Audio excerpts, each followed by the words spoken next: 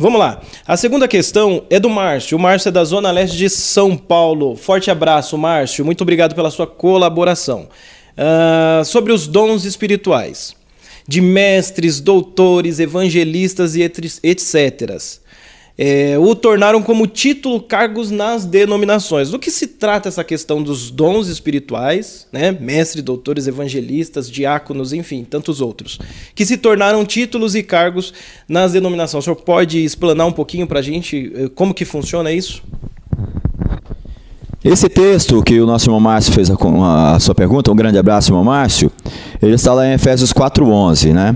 Na verdade, esse texto, quando a gente pega a palavra dons espirituais relacionados a esse texto, nós devemos fazer uma distinção de dons espirituais aí para os dons espirituais que se dá lá em 1 Coríntios capítulo 12, onde nós temos 9 dons espirituais, né? Nesse texto de Efésios 4:11, as pessoas que recebem esses títulos ali, elas próprias são colocadas como dons, né? Então nós temos 5 tipos de ministérios, é chamado normalmente de ministérios. Dons ministeriais seria a expressão mais adequada para esse texto, e não dons espirituais, né? Porque as pessoas ali, elas são chamadas de pastores, são chamadas de mestres, são chamadas de evangelistas, profetas e apóstolos, no caso, né? Seria esse os cinco títulos tratados ali. Essas pessoas, elas recebem esses títulos por conta do dom que elas se tornam, né? O dom que elas se tornam. Então, no caso do 1 Coríntios capítulo 12, as pessoas receberiam, por exemplo, o dom da fé. O dom da fé. A pessoa não é a fé, mas ela tem o dom da fé. Já em Efésios 4:11, a pessoa recebe o dom de mestre. Ela não só recebe o dom de mestre, ela se torna o mestre. Entende? Então tem que haver uma distinção aí, né? Dom espiritual é uma coisa, dons ministeriais seria uma outra coisa, no caso, né? Então eu acredito que não haja problema nenhum das pessoas receberem esses títulos, uma vez que elas receberam de fato de Deus essa chamada para serem pastores, para serem apóstolos, para serem profetas, para serem evangelistas e mestres. Elas receberam o dom especificamente, entende? Então existe essa distinção, eu não vejo problema. É lógico que hoje, no caso, né, existe um exagero demasiado em relação a esses dons ministeriais que as pessoas recebem. Uma mística em cima disso, né, onde as pessoas querem se colocar acima de todo mundo por conta do título que elas recebem. Pelo contrário, dentro do entendimento bíblico neotestamentário, a partir do momento que a pessoa recebe um título desse, baseado nessa chamada, que ele se torna um ministro de Deus, ele é menor do que todo mundo, certo? O professor que recebe o dom de mestre, por exemplo, aí, dentro desse texto, ele está ensinando. Quem está aprendendo é maior do que quem está ensinando, porque o mestre ele está servindo o que está aprendendo, entende? Pode ser que o que está aprendendo seja menor do que ele no que diz respeito ao conhecimento que o mestre tem e que o aluno ainda não tem. Mas quem é que está servindo quem? É o mestre que está servindo o aluno. E assim, todos os outros dons também se encaixam nessa mesma medida. Então, nesse caso, a pessoa que tem o dom especificamente, ela não deve se colocar acima de todo mundo. Por exemplo, eu sou pastor, eu que mando em tudo. Não, pelo contrário. Ele é servo de todos, entende? Tanto é verdade que na prática, qual é a última pessoa que sai de uma igreja, por exemplo? É sempre o pastor, ou seja, ele tem que atender todo mundo para que depois ele possa ir embora. Então ele, de certa forma, ele é servo de todo mundo, entende? Então essa mística que criaram em cima dos 5 dons ministeriais, supervalorizando demasiadamente o título e não a função, né? Aí está o erro, é aí que está errado. Esse versículo 13, Davi, você fez a referência de Efésios 4:11 e me chamou a atenção aqui o versículo 13. Vou pular o 12 porque não é nem tanta questão, mas o 13 diz aqui, ó: até que todos cheguemos à unidade da fé e ao conhecimento do Filho de Deus, a varão perfeito, à medida da estatura completa de Cristo. Essa frase aqui, até que todos cheguemos à unidade de fé, ao conhecimento, não seria uma referência talvez para aquele tempo? Porque naquele tempo, no tempo de Paulo, havia muitas heresias, havia muitos homens se levantando, pregando a Cristo de boamente ou de não boamente. Será que esses títulos não seria referido para aquele momento? Eles podem ainda ser tratados hoje com a mesma relevância e importância daquele tempo? Nós podemos tratar o texto e trazer a aplicação dele para a época de agora tranquilamente, porque a igreja ela continua existindo, certo? Se nós tivermos que entender que até que todos, esse todos que Paulo fala, ele está falando direcionando-se à igreja de Éfeso, né? Se fosse só a igreja de Éfeso, talvez ele não citaria o termo tanto no plural assim, até que todos cheguemos à unidade da fé. O objetivo primário de todos os dons ministeriais, todas essas 5 pessoas que trabalham de acordo com cada cargo que elas recebem, de fato é a unidade da fé. O objetivo primário dos apóstolos é que houvesse unidade na fé. Mas é óbvio que onde existe divergências de pensamentos, sempre haverá divisões, sempre haverá pessoas pensando diferente um do outro e seguindo para outros caminhos. Então acho que a gente percebe que Paulo já estava tendo essa preocupação. Mas o objetivo primário de Paulo é esse. É que todos cheguemos de fato à unidade da fé, né? Tanto é verdade que você vê unidade da fé ao pleno conhecimento de quem? Do Filho de Deus. Esses homens foram levantados por Deus na época justamente para isso. Como eles têm um conhecimento maior, uma iluminação maior de Deus, porque eles receberam esses dons específicos para serem pessoas específicas, né? É justamente por isso, até que chegamos ao pleno conhecimento do Filho de Deus, à plena varonidade e à medida da estatura da plenitude em Cristo Jesus. É lógico que nós nunca alcançaremos uma plenitude de Cristo aqui. Paulo está citando esse texto, visualizando também o futuro, o arrebatamento da igreja especificamente, ao momento em que a igreja talvez não estivesse mais aqui, certo? Esse texto não é um texto histórico só para aquela época, olhando o problema que estava acontecendo só lá, porque por mais que não houvesse a unidade na igreja de Éfeso, a falta de unidade continua havendo hoje ainda. E nós temos os 5 dons ministeriais acontecendo hoje ainda, por mais que de forma bastante deturpada, mas ele continua acontecendo. E as pessoas precisam ainda aprender o que de fato é unidade, precisam aprender ainda a palavra de Deus, para entender que de fato a igreja precisa ser una. Por mais que ela não seja una no sentido denominacional, no sentido de nome, a placa em si, mas no que tange aos fundamentos básicos da fé, a igreja tem que ser una, sim. Professor, essa igreja que o senhor está citando, está dando a entender que são as igrejas denominacionais que nós conhecemos. Nós saímos da porta para fora, conhecemos a igreja da esquina, a igreja do bairro, a igreja da cidade, a igreja do estado. Essa igreja, eu faço uma pergunta dentro da pergunta. Ela é o corpo de Cristo que Paulo tanto se refere? Sim, quando a gente cita a igreja, por mais que a gente cita a igreja, que é uma palavra muito...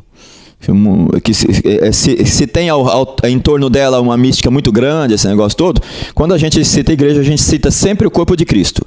Sempre o corpo de Cristo. Essas denominações. Sim, porque por mais que nós tenhamos aí 50, 60, não sei quantas mil denominações, essas pessoas... Sim, essas pessoas antes, por mais que haja essa quantidade toda, por exemplo, no Brasil nós temos aí uma média de quase 60 milhões de evangélicos, por exemplo, vamos citar mais ou menos isso, né? Por mais que essas pessoas estejam por trás de uma placa em si, em um lugar físico, sentada, tal, aquilo, e ela tem aquele nome especificamente, mas antes de igreja ter nome ou ter CNPJ, ela sempre foi o corpo de Cristo, sempre foi. Independentemente de alguém colocar um nome, uma nomenclatura, nominar essa igreja sempre será o corpo de Cristo. E o objetivo de Paulo é justamente esse, que a igreja de Cristo, o corpo de Cristo, fosse una. Paulo está tratando da igreja de Éfeso, uma das igrejas da Ásia, mas havia outras igrejas também. Essa advertência de Éfeso não servia para outras igrejas também? A própria história vai nos contar que as cartas de Paulo começaram a circular por toda a Ásia. E mesmo a carta de Éfeso sendo direcionada à igreja de Éfeso propriamente dita, acontecia talvez da igreja de Colosso, de Tessalônica, outra igreja, ler a carta de Paulo. A advertência de Paulo em relação à unidade da fé não servia também para essas outras igrejas? Entende? Professor, licença. Quando o senhor fala de igreja de Colosso, de Éfeso, de outra carta, fala para mim, Tessalônica, enfim, dá a entender que o senhor está falando de denominações nos dias de hoje. Todas essas cartas que foram enviadas foram para comunidades específicas naquele momento. né? A comunidade de Tessalônica, de Colossenses, né? De Coríntios, são comunidades. É como se eu mandasse uma carta para o pessoal lá vamos supor, da Zona Leste, igual o irmão mandou a pergunta aqui. Então eu mando uma carta direcionada às pessoas que moram naquele bairro, o qual eu já passei, visitei e já estive com elas. Essa é a situação de Paulo. Quando o senhor fala que a carta de Paulo servia tanto para um bairro quanto para o outro, dá-se a entender que é denominacional, é o que nós temos nos dias de hoje. Quando o senhor fala que é o corpo de Cristo, eu fico sem entender a questão da comunicação. Por exemplo, um pastor da Igreja Universal não pode pregar numa Igreja da Graça, por exemplo, porque senão vai haver conflito. Eu nunca vi isso e isso é impossível de acontecer. Quando ele se intitula corpo de Cristo, não passa a ser um corpo defeituoso para quem está do lado de fora, por exemplo? Quando você tem divergências em doutrinas, quando você tem diferenciações em questões ideológicas a respeito da Bíblia, a respeito do próprio Messias, que é o único. Então, é nesse tipo de corpo que eu estou falando, essas discordâncias e divergências. Cada um pega para si uma parte do corpo e diz, eu sou o corpo. Mas todos são corpo. Mas por que todos esses corpos não se comunicam entre si, digamos assim? O objetivo de Paulo era justamente esse, criar essa unidade. O próprio Jesus, em uma das suas intercessões que ele fez pela igreja, ele disse ao Pai, Pai, eu oro a Ti para que eles sejam um, assim como eu e tu somos um, certo? Infelizmente, as divergências de ideias sempre existiram, desde lá de trás. Você tem Adão, que tem 2 filhos, um é do bem e outro é do mal. Isso também é divergência de ideia, porque um quis servir a Deus com fidelidade e outro não, certo?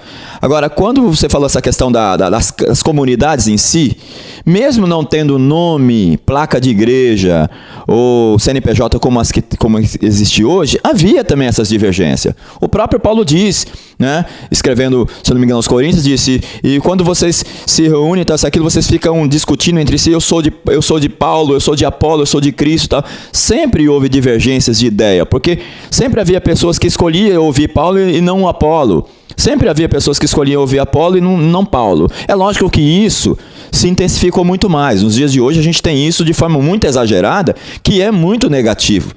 Essa questão de um pastor da igreja A não pregar na igreja B, isso acontece, mas não desde agora. Isso acontece desde sempre. Agora, o corpo de Cristo, Rogério, quando a gente fala desse corpo de Cristo, a gente fala de um corpo humano. Por mais que Cristo seja a cabeça desse corpo, nós estamos falando de um corpo humano que ainda não foi aperfeiçoado, que não passou ainda pela peneira para saber quem de fato é corpo de Cristo ou não. Entende? Nós gostaríamos muito que a igreja fosse muito melhor do que ela é agora. Com certeza. Muito melhor do que ela é agora, mas em qualquer área da vida humana existem as divergências, existem as diferenças, e nós gostaríamos muito que o corpo de Cristo não tivesse isso, mas existe. Agora, isso faz com que nós não sejamos igreja?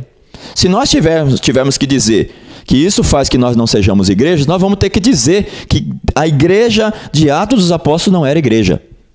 Porque no primeiro concílio de Jerusalém, em Atos capítulo 15, você tem pessoas que estão divergindo, e Paulo é este homem que vai pregar para os gentios, chamada de igreja helênica, e Pedro vai continuar em Jerusalém, pregando para a igreja judaica. Entende? Agora, a grande dificuldade que existe entre nós é vivermos com as nossas diferenças. Respeitar as nossas diferenças, entende?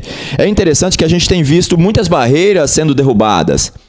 Existem pastores presbiterianos já pregando nas igrejas assembleianas, e eu espero que isso possa acontecer também o inverso, entende? São barreiras que estão sendo derrubadas com o tempo. Eu acho que o esclarecimento, o conhecimento, o estudo da palavra, o estudo da própria teologia em si, vai trazendo essa unidade. Por isso que Paulo fala, eu acho que falta justamente isso.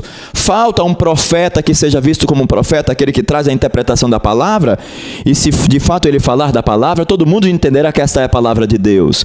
Falta o pastor que venha trazer a comunicação da palavra, que seja também a palavra de Deus, não só para a comunidade dele, mas para o outro também, como tem acontecido hoje. Por exemplo, as próprias mídias sociais têm feito com que eu ouça, por exemplo, um Caio Fábio, que não é da minha igreja, que eu ouça, por exemplo, pastor Hernandes, que não é da minha igreja, e eu consigo ver palavra de Deus na boca daquele homem que não é da minha denominação. Eu acho que isso está acontecendo aos poucos, mas está acontecendo.